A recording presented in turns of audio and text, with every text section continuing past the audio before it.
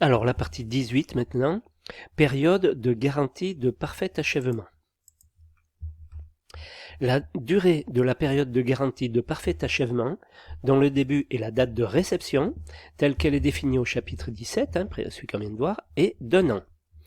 Pendant cette période de garantie, l'entrepreneur est tenu de remédier, indépendamment des obligations qui peuvent résulter pour lui des articles du Code civil, à la réparation de tous les désordres signalés par le maître de l'ouvrage, soit au moyen de réserves mentionnées au procès-verbal de réception, soit par voie de notification écrite pour ceux révélés postérieurement à la réception.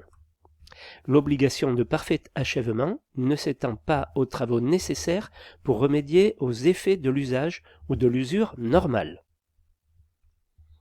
Cette garantie, toutefois, ne l'oblige pas aux travaux d'entretien normaux ni à la réparation des conséquences d'un abus d'usage ou à des dommages par des tiers.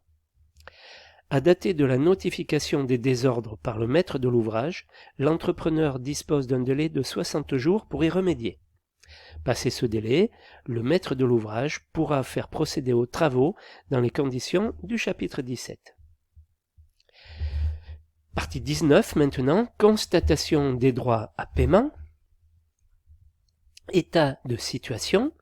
Avant la fin de chaque mois, l'entrepreneur établit le ou les états de situation qui font ressortir. Il est recommandé que l'état des situations soit accompagné d'un état récapitulatif des acomptes précédemment reçus.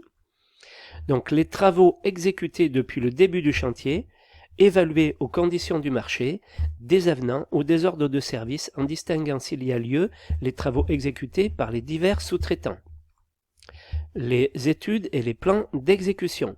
Donc la situation de chaque mois, l'entrepreneur l'établit entre le 20 et le 22 de chaque mois, voilà, pour être réglé à la fin du mois, pratiquement.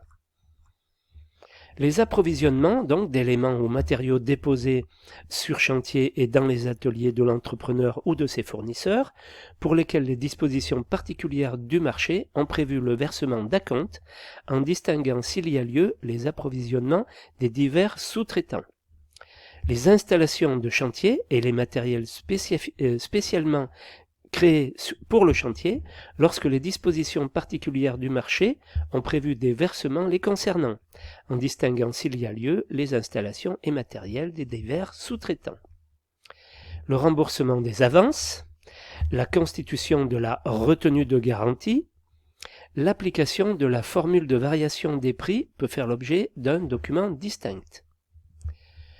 Valeur de certains postes comptés en situation donc de travaux visés au chapitre 11, travaux sur injonction administrative et travaux urgents intéressant la stabilité. Pour ces travaux, les prix sont ceux prévus au marché. À défaut, ils sont établis par assimilation aux ouvrages les plus analogues dans les mêmes conditions économiques que les prix initiaux du marché, de manière à être passible des mêmes formules de variation de prix. S'il n'est pas possible de détailler les prix conformément aux dispositions de l'alinéa ci-dessus, les prix des fournitures spéciales sont établis sur la base de justificatifs détaillés.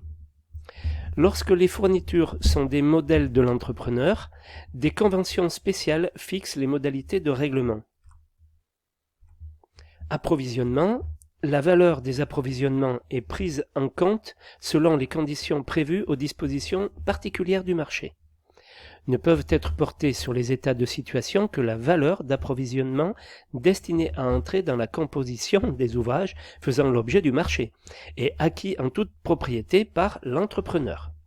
Les matériaux pris en compte constituent sous la garde de l'entrepreneur le gage du maître de l'ouvrage. Ils ne peuvent être enlevés sans son autorisation et l'entrepreneur en est responsable. Tant que les matériaux sont sur le chantier, ils sont la propriété de l'entrepreneur et non pas du maître d'ouvrage. C'est ça que ça veut dire.